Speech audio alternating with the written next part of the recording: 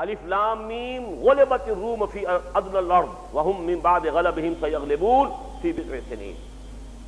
الف لام سورہ روم کی ابتدائی آیات ہیں.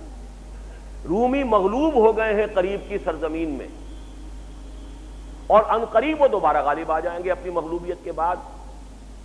10 سال سے کم مدت کے اندر یہ پیشین گوئی تھی جو قرآن نے کی ہے. اور کی کب ہے؟ جبکہ ابھی حضور صلی اللہ علیہ وسلم کی نبوت کا آغاز تھا، یعنی آپ پر وحی کا آغاز ہوا ہے سن 4 نبوی کے آس پاس یہ واقعہ ہوا ہے.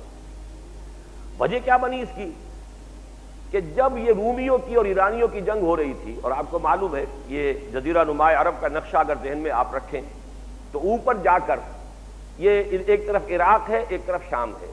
شام جو ہے شام عرب وہ مغرب کی طرف ہے میڈیٹرینین کے ساتھ، عراق عرب یہ ایران کے ساتھ ہے. عراق عرب اس وقت قبضے میں تھا ایران کے، تو ایران اور عراق یہ سلطنت کسریٰ تھی.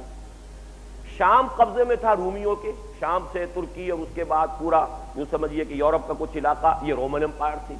یہ 2 سپر پاورز تھیں اس دور کی، اور کئی 100 سال سے ان کے درمیان جنگیں ہو رہی تھیں. ایک بڑی عظیم جنگ ہوئی ان کے درمیان. ہرقل جو اس وقت کا روم کا جو فرما روا تھا، قیصر روم، اسے زبردست شکست ہوئی.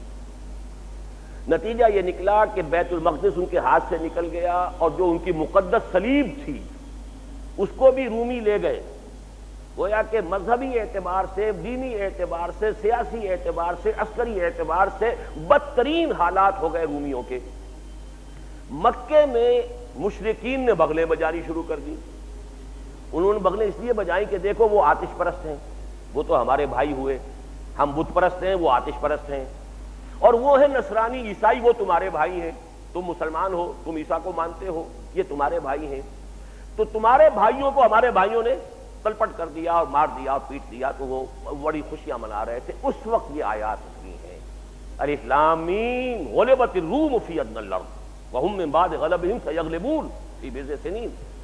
اگرچہ قریب کی سرزمین، اب جزیرہ نما عرب سے قریب کا سرزمین تو یہی ہے نا، شام عراق، یہاں رومی مغلوب ہو گئے ہیں، لیکن عنقریب وہ اپنی اس مغلوبیت کے بعد غالب آ جائیں گے، اور یہ ہوگا بضع سنین میں. اچھا، اس پیشین گوئی کی بنیاد پر حضرت ابوبکر صدیق رضی اللہ تعالیٰ عنہ نے ایک مشرک سے ایک شرط بھی بنا دی کہ شرط لگاتا ہوں میں کہ یہ رومی مغلوب ہو جائیں گے. ہماری قرآن میں آیت نازل ہو چکی ہے رومی غالب آ جائیں گے. اس پر شرط لگائی کچھ اونٹوں کی، لیکن یہ کہ اس میں مدت کم رکھی تھی، غالباً 2 سال. حضور کے پاس جب آئے خبر دی کہ میں نے یہ شرط لگا لی ہے، حضور نے فرمایا کہ نہیں، 9 سال کی مدت کرو اور اونٹ بڑھا دو، شرط کی مقدار بڑھا دو، لیکن مدت 9 سال. اس لیے کہ بضع کا لفظ آیا ہے، اور بضع عربی زبان میں 10 سے کم تر پر اطلاق ہوتا ہے. 8 بھی ہوگا، 9 بھی ہوگا تو بضع، 7 ہو، 6 ہو، 5 ہو، 4 ہو، 3 ہو، 2 ہو، وہ سارا کا سارا بضع میں آئے گا. فی بضع سنین آیا ہے تو گویا کہ 10 سال سے کم تر مدت کے اندر تو یہ ہو جائے گا، لیکن یہ کہ اس سے کم کی تم شرط نہ لگاؤ. بالکل ٹھیک 9 برس کے بعد وہ واقعہ پیش آیا.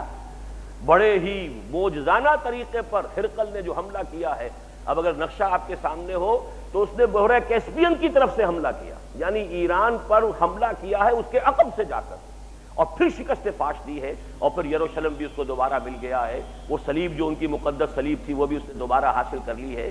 اور پھر وہ اس فتح کا شکرانہ ادا کرنے کے لیے ایک بڑا طویل سفر کر کے انطاکیہ سے اور یروشلم تک پیدل چل کر آیا. سواری پر نہیں، پیدل چل کر آیا ہے، صرف شکرانہ ادا کرنے کے لیے کہ ہمیں پھر اللہ تعالیٰ نے فتح عطا کر دی ہے ان آتش پرستوں کے مقابلے میں. اور قرآن مجید میں یہ خبر بھی تھی کہ اس دن یومئذ یفرح المؤمنون، اہل ایمان کو بھی ایک خوشی حاصل ہوگی. اور یہ بالکل وہی دن تھا جس دن کے مسلمانوں کو بدر میں فتح حاصل ہوئی ہے. وہی 9 برس کے بعد ادھر مسلمانوں کو بدر میں کفار عرب، کفار مکہ پر فتح حاصل ہوئی، ادھر ہرقل کو دوبارہ فتح حاصل ہو گئی. تو یہ پورا سلسلہ قرآن میں ایک پیشن گوئی کے اعتبار سے ہے کہ نہیں؟